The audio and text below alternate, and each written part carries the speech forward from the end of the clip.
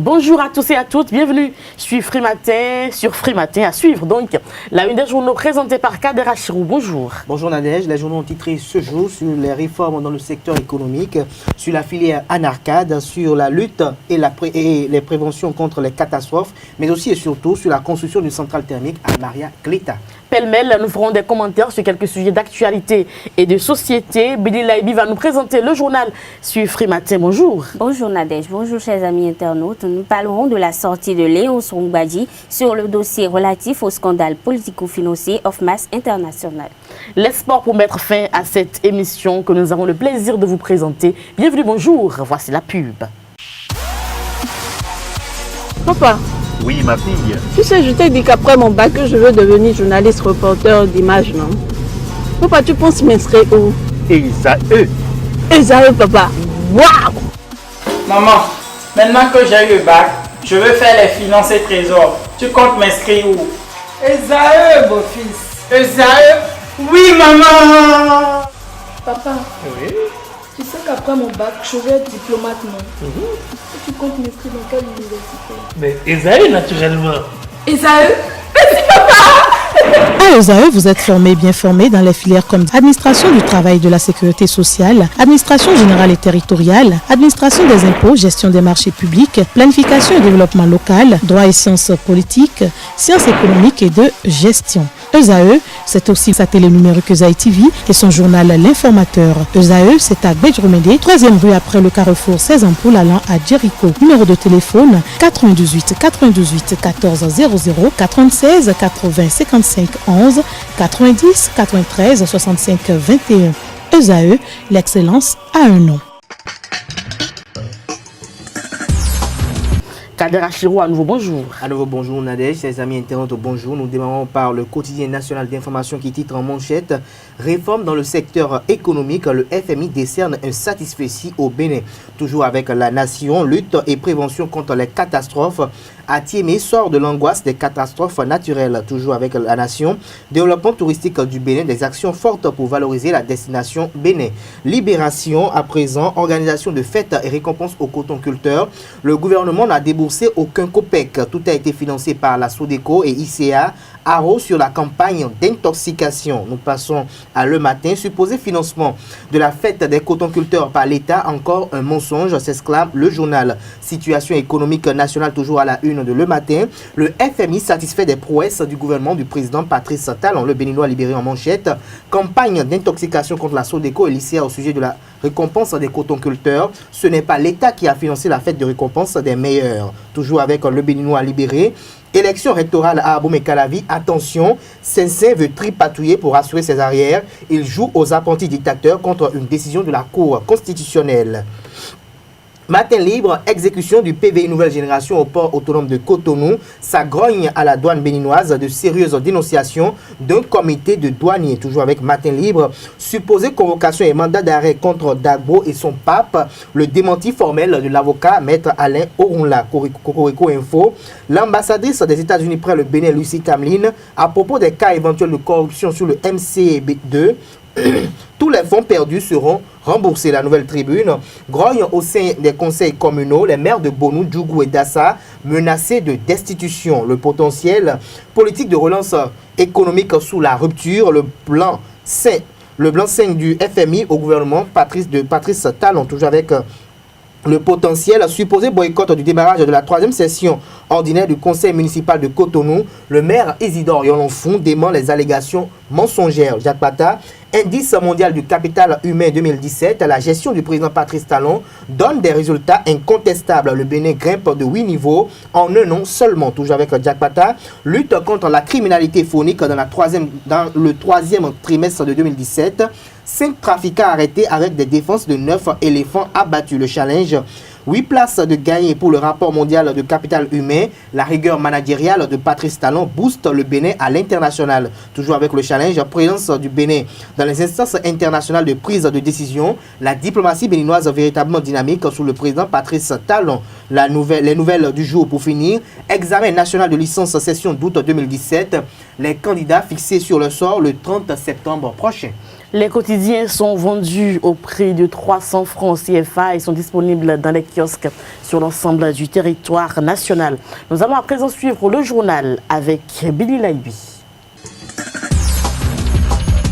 À nouveau, bonjour. La directrice du FMI à Washington a reçu une lettre du Parti pour la libération du peuple de Léon Soroumbadji concernant le dossier relatif au scandale politico-financier of Mass International et la hausse de la dette publique. C'est à cet effet qu'il a donné une conférence de presse dans l'après-midi de ce mercredi. On écoute Léon Soroumbadji pour plus de précisions. Donc, 3 raisons fondamentales justifient notre démarche citoyenne. D'abord, les exonérations fiscales et douanières accordées à Bénin Control SA, société ayant appartenu au chef de l'État, puis transférées officiellement à son ami personnel et confident, Olivier Boko, et à ses sous-traitants, dont Web Fontaine Group. Ces derniers, par contre, n'ont aucun contrat avec l'État béninois, c'est-à-dire les sous-traitants.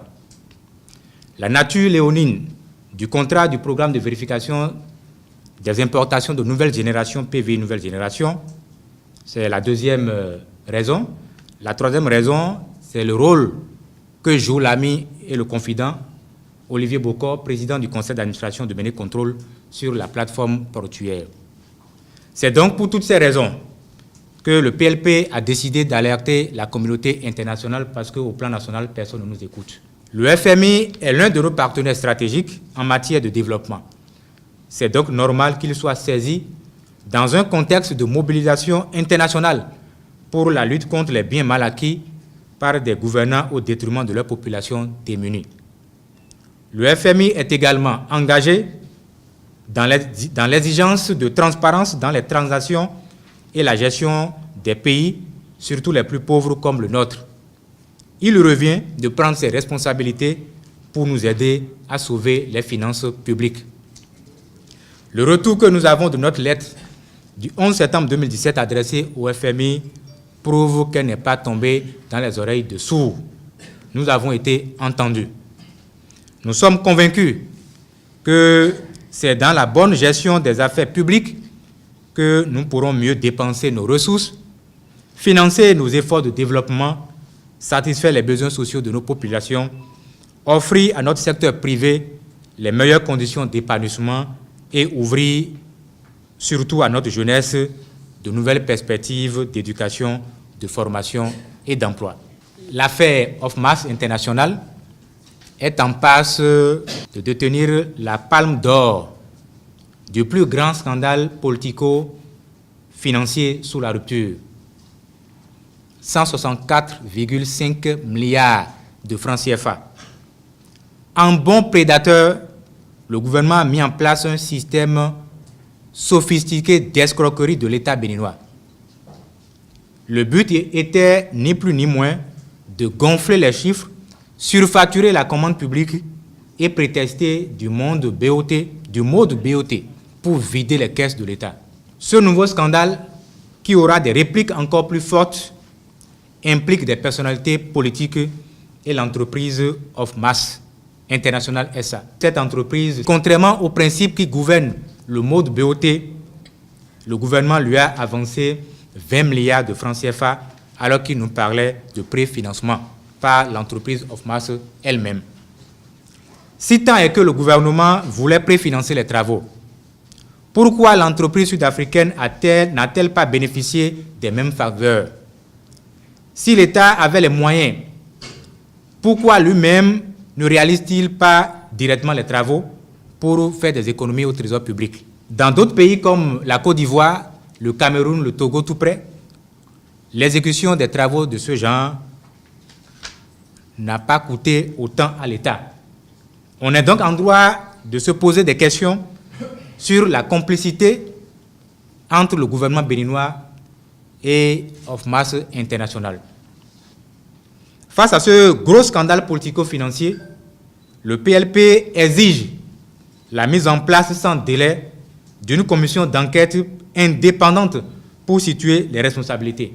Donc, nous souhaiterions vivement qu'il y ait une commission d'enquête réellement indépendante pour nous situer le peuple béninois Et il s'agit aussi et surtout d'enquêter sur tous les marchés PPP attribués par la procédure de gré à gré ou non, dans lesquels l'État a pris la place des entreprises dans la mobilisation des ressources plutôt que le contraire.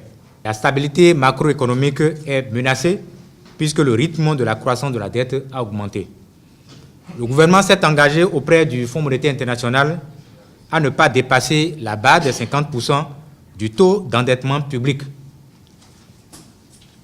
Fin juin 2017, le taux d'endettement public est passé de 42% au 31 mars 2016 à 53% au 30 juin 2017, soit une augmentation de 11% en 15 mois seulement de gestion, en raison principalement des emprunts obligataires et émissions de bons du Trésor. Parce que lorsqu'ils sont arrivés, le 6 avril 2016, ils ont estimé que l'ancien régime avait endetté le pays. Mais eux, aujourd'hui, en 15 mois, nous sommes passés de 42% à 53%. L'avocat de la défense dans l'affaire Gbanamé, Alain Orula, a effectué une sortie médiatique dans la journée d'hier. L'objectif visé a été d'apporter plus de clarification à l'opinion publique sur la polémique relative au mandat d'arrêt contre les responsables de l'église Gbanamé.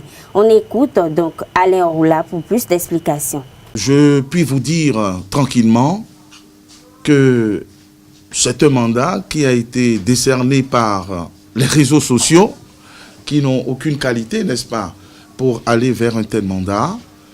Et donc, je voudrais, c'est la première information, c'est le premier démenti, vous dire tranquillement qu'à l'heure actuelle, à ce jour, je vous parle à la minute près, l'avocat conseil de la cause que je suis n'a pas connaissance de l'existence d'un tel mandat. Et nous dirons même qu'un mandat ne se décrète pas, ne se décerne pas sur des critères fantaisistes. Il faut que des conditions soient remplies. Et l'avocat de la défense que je suis ose penser que rien n'augure de ce mandat et qu'il n'y a pas de raison valable de craindre, n'est-ce pas, ce mandat que seules les autorités compétentes qui ne communiquent pas sur le sujet sont en droit d'envisager. La deuxième information qui paraît avec insistance serait relative à une supposée fuite. Il paraît même dans une voiture de luxe de la hiérarchie de la mission de Gbanamé. Je crois que tous les Béninois, les activistes sur les réseaux sociaux et a fortiori les journalistes professionnels partagent avec moi la même connaissance du français où chaque mot a son sens et je ne sais pas comment on peut décréter une fuite. Je ne sais pas à partir de quand l'on peut considérer qu'il y a fuite. Il ne peut y avoir fuite que lorsqu'on est recherché ou que l'on a quelque chose à se reprocher. Il ne peut pas y avoir fuite lorsque les personnes supposées visées par ce mandat fictif, pour ne pas dire putatif, sont dans une situation où il y a restriction de leur liberté d'aller et de venir. Le fait d'user de sa liberté d'aller et de venir ne signifie pas qu'il y a fuite. Donc, je vous dis tranquillement, personne ne fuit, personne ne craint quoi que ce soit, et donc il faut que cette polémique et cette vilainie soient très vite arrêtées. Les personnes que les réseaux sociaux traquent en disant qu'elles seraient en fuite, et c'est à dessein d'ailleurs qu'on le dit, jouissent de leur liberté constitutionnelle d'aller et de venir. Et quand on use de sa liberté d'aller et de venir, on n'a pas besoin d'en justifier, c'est une liberté, on ne justifie pas de sa liberté, et donc le fait que ces personnes n'apparaissent pas sur les réseaux sociaux ne signifie pas qu'elles seraient en fuite. Pour être plus belles et attrayantes, les femmes et filles procèdent au port des faux ongles vernis. Pour ce faire, paire de ciseaux, lime, pince à ongles et superglue sont entre autres les outils dont se servent les bonnes dames pour satisfaire leur clientèle. Les faux ongles, il en existe de plusieurs qualités, catégories et différentes couleurs. Il en existe de plus de 20 qualités et cela dépend du choix de la cliente. Les faux ongles proviennent des États-Unis d'Amérique. Nombreuses sont les bonnes dames installées un peu partout dans la ville, au bord des voies et très souvent dans les marchés pour pouvoir satisfaire ces jeunes filles et femmes qui préfèrent la pose sur leurs ongles naturels, de faux ongles accompagnés de vernis de toutes les couleurs. Chaque faux ongle a son prix. Pédicure, manicure, les mains, les pieds, on fait ça à 3500. Il y a des gens, ils font ça, tout le monde n'a pas de moyens. Il y a des gens, ils font ça à 2500. Pour faire les ongles, c'est à part ongles, là, on fait ça à 2500, 2000 des fois. Il y a donc naturel, on met ça dans l'appareil. Mais ça, là, moi, je ne connais pas son prix. Moi, je fais l'autre, là, sans appareil, c'est ça que moi, je fais. Le port de ces faux ongles, comme dans toute pratique, a des inconvénients auxquels les femmes et jeunes filles sont exposées. Pour cela, il faut prendre certaines précautions. Ça a des conséquences. Si, avant de faire ça, si on ne met pas les traitements sur les ongles, là, ça gâte les ongles. Avant de faire les ongles, il faut que tu enlèves les peaux mortes, mettre les bases d'abord de traitement pour faire les ongles là. Si tu fais ça avant de mettre le col, ça ne gâte pas les ongles. Véritable phénomène de mode, le port des faux ongles peut constituer un danger pour les jeunes filles si les outils utilisés sont mal manipulés. Et pour finir, le maire de Djougou, Alassane Zoumarou, est encore menacé de destitution. Et pour cause, 28 sur 29 de ses conseillers ont à nouveau déposé une motion pour sa destitution ce jeudi 28 septembre 2017. La cause principale serait le caractère de la dite autorité, d'après la déclaration de ses conseillers. Ce sera tout pour ce jour. Merci à vous, Billy Laibi, pour la présentation du journal Suffri Matin. À suivre la grande édition qui vous est proposée à 19h. Ce sera une présentation de Kader Achiro. Alors, Kader Achiro, vous êtes sur le plateau après la présentation de la une des journaux. Et nous parlons donc de cette sortie médiatique de l'avocat Orunla. Donc, c'est l'avocat, en fait, qui suit l'affaire Banamé, c'est bien ça? Oui, Maître Alain Orunla est l'avocat de la défense dans ce dossier désigné affaire Banamé. Et les arguments qu'il a évoqués... Vous étiez hier à cette conférence de presse d'ailleurs. Et d'ailleurs, voilà, les arguments qu'il a évoqués sont quand même des arguments un peu légitimes pour ma part, parce que lorsqu'on parle de la foi, c'est quand même un truc, quelque chose qui est beaucoup plus personnel. Chacun est libre de croire ce qu'il veut. Chacun est libre peut-être d'avoir une obédience d'une quelconque nature. Et comme l'a précisé l'avocat, il dit aucune convocation n'a été décernée à l'encontre de Dieu. Et qu'on ne peut jamais convoquer un Dieu, aucun juge ne peut convoquer un Dieu parce que Dieu est omniprésent, omniscient. Et il serait quand même absurde de dire qu'on convoque Dieu pour... Billy Laibi, c'est vrai qu'on ne peut pas convoquer Dieu quand même. Non, on ne peut quand même pas convoquer Dieu. Donc il serait absurde de venir, de dire qu'on veut faire venir Dieu devant la juridiction. Mais par contre, dans la procédure actuelle, il y a la hiérarchie de l'église de Banamé ou les responsables de l'église de Banamé qui sont interpellés dans cette affaire. Mais jusqu'à preuve du contraire, l'avocat a prouvé qu'il n'y a pas de mandat d'arrêt décerné contre cette hiérarchie ou ces responsables de l'église de Banamé. Donc, il n'y a pas de péril dans la demeure qu'on les voit peut-être circuler ou non dans la ville ou bien peut-être au niveau des frontières. Et ils n'ont pas fui en fait. Et comme il le dit, il dit qu'ils n'ont pas besoin de justifier. C'est parce qu'on a un dossier pendant devant la justice qu'on doit justifier ce déplacement. Du moment où vous jouissez de votre liberté constitutionnelle et qu'il n'y a pas eu de mandat d'arrêt ou bien il n'y a pas eu de restriction de votre liberté émanant du juge en charge du dossier concerné ou le juge ne va pas peut-être interdit. Parce que quand on prend un dossier qui est devant la justice, il y a plusieurs sortes de comment on appelle, il y a plusieurs sortes d'enjeux qui concourent en fait, parce que le juge est peut-être libre de dire vous êtes privé de votre liberté, vous ne pouvez pas peut-être voyager hors du pays, vous ne pouvez pas aller hors du pays, vous restez peut-être sur le territoire national. Comme dans d'autres dossiers, le juge ne précise rien. Alors dans le cas d'espèce, le juge n'a rien précisé, le juge n'a rien dit par rapport à cela. Donc il est quand même libre quand même de voyager. Et il n'y a pas eu de mandat d'arrêt. Il n'y a pas eu de mandat d'arrêt, il n'y a pas eu de fuite. Maintenant, par rapport à l'affaire même, Maître Alain Onroula a quand même précisé qu'il s'agit d'un culte.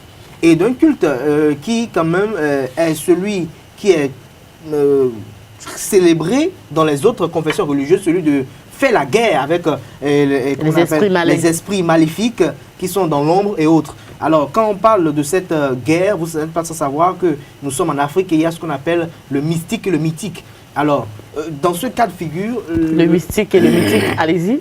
Le monsieur a indiqué qu'il peut y avoir peut-être des dérives. C'est vrai que quand il y a mort, on déplore cela. Mais l'église de Banamé, à en croire l'avocat de la défense, compte près de 4 millions de Béninois.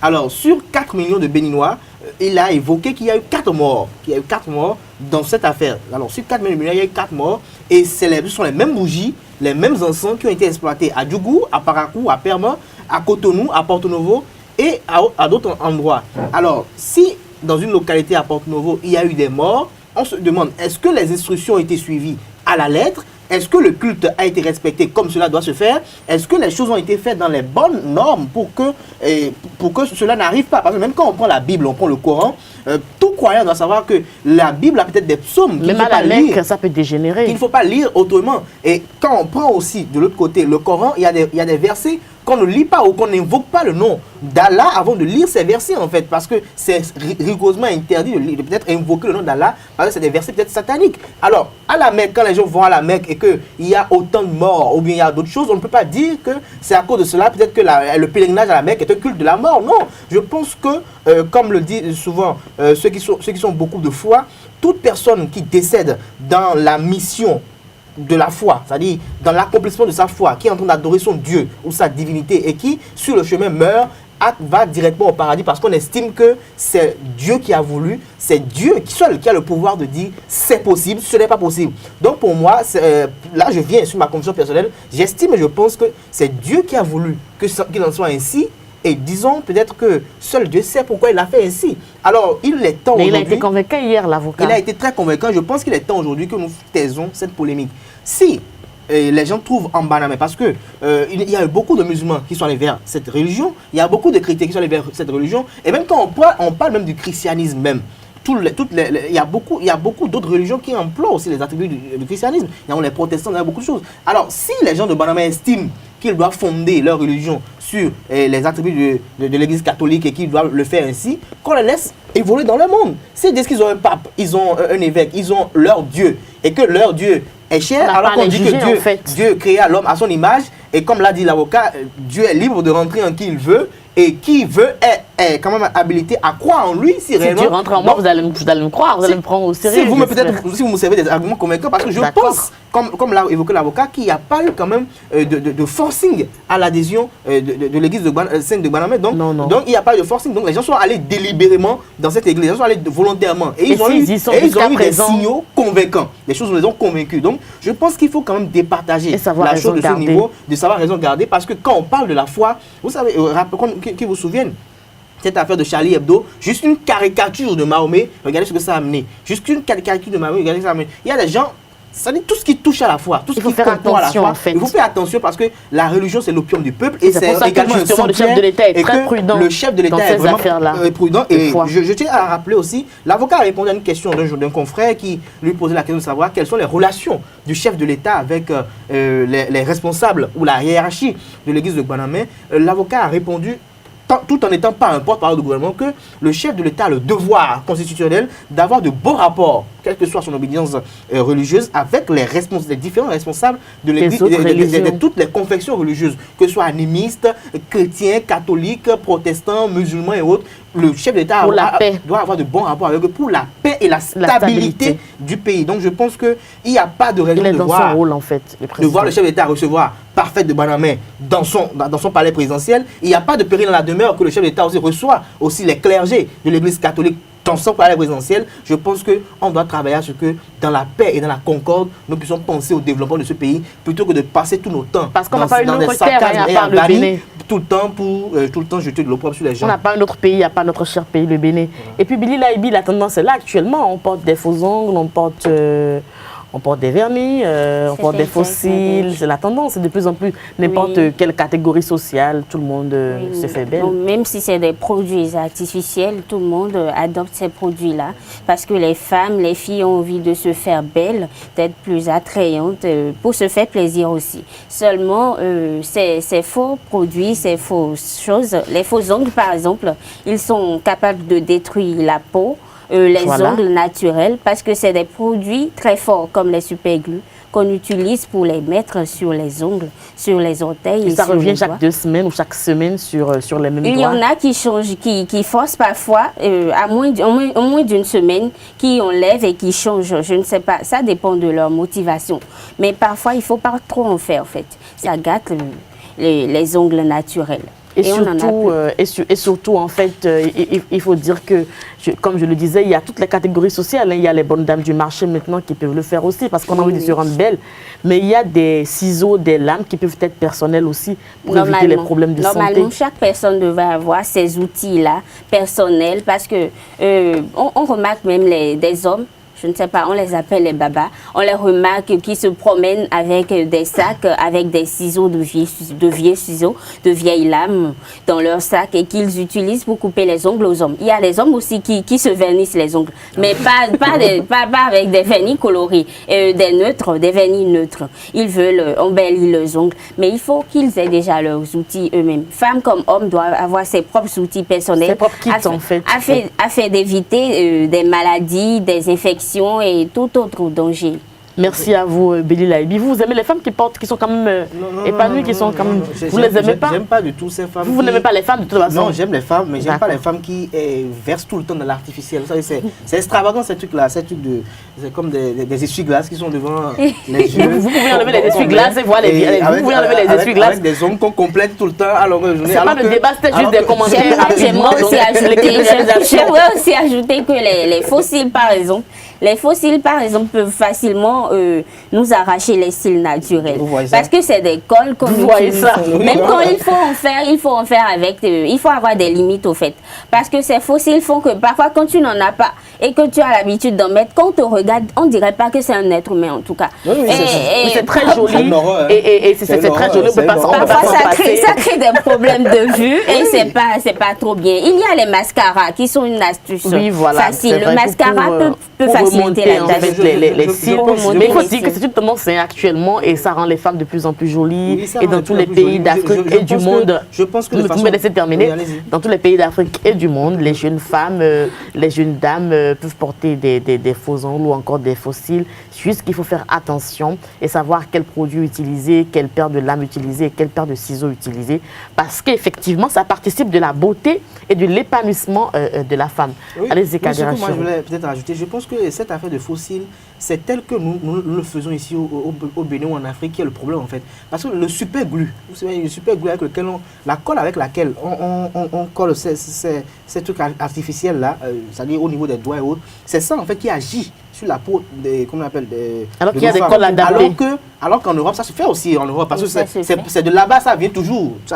Nous ne sommes pas spécialistes en ces trucs. Avec des colles adaptées rapidement. On va dire un mot sur le PLP de Léon Zoumbadji et puis on va boucler cette virgule.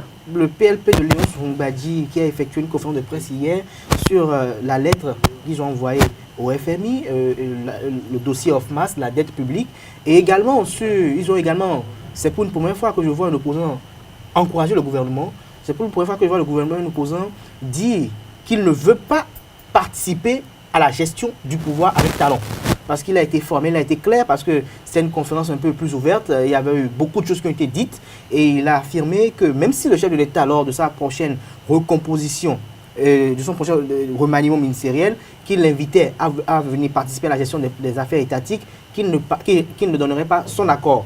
En ce qui concerne l'affaire Ofmas, il a indiqué que l'État se sert du mot de BOT pour spolier, pour vider les caisses de l'État, parce que quand l'État dit qu'ils ne vont pas préfinancer le projet, qu'ils ne vont pas préfinancer le projet, et que dans le même temps, parce que la société sud-africaine n'avait pas trouvé le préfinancement, l'État a décidé de penser maintenant venir à Ofmas International, et que ce qu'on a refusé à l'autre société, qu'on accepte le donner à cette société, c'est un problème. Et là où le drame est encore, c'est que si l'État avait les moyens pour démarrer les travaux, pourquoi l'État lui-même ne le fait pas pour gagner des ressources, pour faire des économies pour le trésor public? Parce que quand une société prend en charge un projet routier, il a forcément des avantages, des intérêts. Alors que quand c'est l'État même qui le fait à la charge, il n'y a pas forcément d'intérêt pour l'État. Pour ce qui concerne aussi très rapidement, la dette publique a connu une hausse en 17 mois de gestion sous le régime Talon, alors que pendant longtemps on a décrié, on a dénoncé la dette publique qui était laissée par le président Boniaï. Et pour finir, les recommandations qui ont été effectuées hier lors de la conférence de presse, c'est que le PLP, au-delà du fait qu'ils encouragent le gouvernement et approuvent l'initiative salvatrice du gouvernement d'introduire l'anglais au niveau de l'enseignement primaire, il recommande au gouvernement de penser aussi à prioriser les langues nationales parce qu'aucune nation ne s'est développée sans l'introduction de ces langues nationales dans le système éducatif. Merci à vous, Kader Achirou. C'était une virgule, des commentaires pêle-mêle sur des sujets d'actualité, également sur des sujets de société. C'était donc la virgule sur Frématin. Nous allons passer au sport. Les sports sur Frématin, quelques résultats des matchs d'hier pour la Ligue des Champions. Le Paris Saint-Germain était face donc au Bayern de Munich, 3-0 donc. Le Paris Saint-Germain donc qui s'est imposé lors de ce match à Paris. Barça Sporting 1-0 en faveur de Barça évidemment. Et puis Atlético Chelsea 1-2. Chelsea donc 2 et puis Atlético 1. Merci pour l'attention et puis on va se retrouver demain avec le même plaisir. Ce sera vendredi. On va vous présenter une très belle émission sur Frématin. Au revoir, portez-vous bien.